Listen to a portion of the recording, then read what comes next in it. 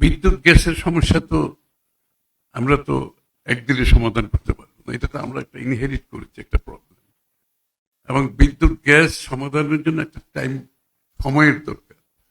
আমরা যদি সব রিসোর্সও মোবিলাইজ করি, সরকারের সব ধরনের চেষ্টাও করি, আমরা এই সময়টাকে আমাদের আমাদের নিয়ন্ত্রণে নাই, এটা আমাদের বাইরে।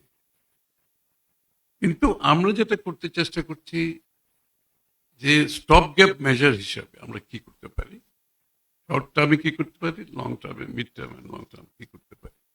এই জন্য গ্যাসের একটা বিশাল একটা সমস্যা আমি জানি ডে টু ডে বেসিসে আমাদেরকে ফেস করতে হচ্ছে। এই জন্য একসাথে আমরা 2-3-4টা এফএসআরইউ নেগোশিয়েট করতেছি। কিন্তু এফএসআরইউ বললে তো কালকে সকালে হয় না। এটা এফএসআরইউ নেগোশিয়েট করতে হয়, এটার আসবে, ইনস্টল করবে, এটার সাথে অনেক কিছু জড়িত আছে। এইগুলো আমরা একসাথে নেগোশিয়েট করছি। সাথে সাথে আমরা সৌর বেসড যে গ্যাস রিজার্ভ থাকবে সেটার কাজও আমরা একসাথে শুরু করছি। ইকুয়ালি অয়েল আমরা প্রত্যেকটি এনার্জি সেক্টরে 3 মাসের রিজার্ভের জন্য এনশিওর করতে চাচ্ছি। আমরা যখন দায়িত্ব নিয়েছি কোনোটা 15 দিনও নাই, কোনোটা 17 দিনে নাই, মানে একটা এমন অবস্থায় জাস্ট মার্জিনালি একটা আমরা দেশ অপারেট করতেছিল। আমরা এটা থেকে এখন 1 মাস পর্যন্ত নিয়ে যেতে সক্ষম হয়েছি। এটাকে 3 মাসে নিয়ে যেতে হবে। Energy security is the primary component for the development of the economy. সুতরাং আমরা এটাকে 3 মাসে নিয়ে যাওয়ার চেষ্টা করতেছি, but it is going to, এটা একটু সময় লাগবে। আমি এগুলো একটু খোলামেলাভাবে বলছি, তা আপনাদেরকে এই বিষয়টা, মানে আমরা কেউ যদি 1 মাস পরে বলে যে ফাইন্যান্স মিনিস্টার সাহেব তো বলে গেছেন, প্রবলেম তো এখনো সলভ হয়নি। কারণ এটা 1 মাসে সলভ হওয়ার প্রবলেম না। এটা যেটা আমরা ইনহেরিট করেছি, এটা একটা যে অবস্থা থেকে সেখান থেকে সলভ করতে গেলে সবকিছুর একটা টাইম আছে। দ্য ফাস্টেস্ট পসিবল ওয়েতে আমরা চেষ্টা করছি এটা। এনার্জি ক্রাইসিস ইমপ্রুভ করবে, স্লোলি ইমপ্রুভ করবে, বাট স্লোলি ইমপ্রুভ করবে। এবং এটার জন্য আমি জানি ইন্ডাস্ট্রির ক্ষতি এটা তো আর বলার অপেক্ষা রাখে না।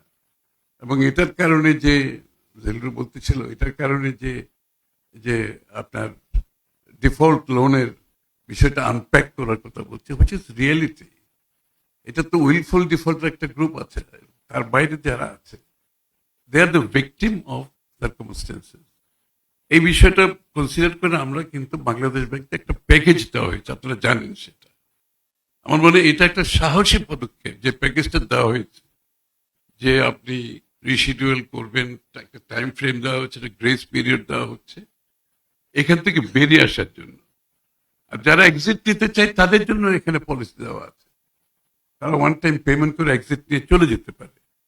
আমরা এই পলিসিটা নিতে কি খুব কঠিন একটা বাধার সম্মুখীন হয়েছে। আমাদের মাইন্ডসেট হচ্ছে ব্যাংকারদের, মাহবুব চলে গেছে নাকি, ব্যাংকারদের একটা মাইন্ডসেট আছে না, এতগুলো তো সুদ মাফ করলে তো ব্যাংকের বিরাট ক্ষতি হয়ে যাবে। কিন্তু ব্যাংক যে এই টাকা জীবনে পাবে না সেটা তাদের মাথায় ঢুকছে না। ও তার ব্যালেন্স শিটে থাকবে, but he will never get this money ever. তাহলে হোয়াই খামাখা একদিকে যে ব্যালেন্স শিট ইজ মিসরিপ্রেজেন্ট করতেছে কমপ্লিটলি, অন্যদিকে যেটা হচ্ছে না ব্যাংক টাকা পাচ্ছে না, ব্যবসায়ী বেরোতে পারছে না, ব্যবসা করতে পারছে। এই জন্য এই প্যাকেজটা আমরা দিয়েছি with much resistance from the sector. তারা দিতে চায় না এটা, তারা মনে করে এটা তাদের ব্যালেন্স শিট। আরে এটা বাদ দিলে তোমার তো লিকুইডিটি বাড়ছে।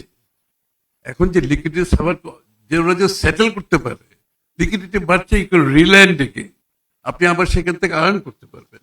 অ্যান্ড ব্যালেন্স শিটটা ক্লিন করা প্রয়োজন। রিয়েল ব্যালেন্স শিট তো আমাকে যেতে হবে, আমি ব্যালেন্স শিটটা ক্লিন করতে হবে।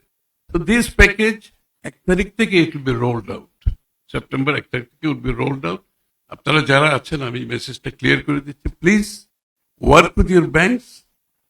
এই প্যাকেজের মধ্যে যারা এলিজিবল তারা যদি বাধাগ্রস্ত হয়, please let us no. It is a clear message. We are going to roll out from the 1st of September.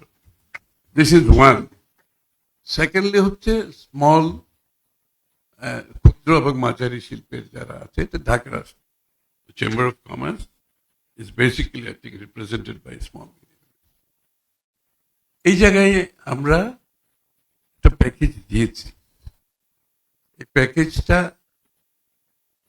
60,000 crore, 60,000 কোটি টাকার একটা প্যাকেজ দেওয়া হয়েছে। আমি জানি এগেইন এই প্যাকেজের ব্যবহার কিভাবে হবে এটা নিয়ে অনেক প্রশ্ন আছে।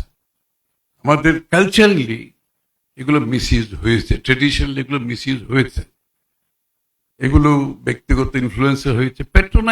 পৃষ্ঠপোষকতার একটা ইকোনমি যখন ছিল, প্যাট্রোনাইজড ইকোনমি যখন থাকবে, এগুলো মিসইউজ হতেই থাকবে।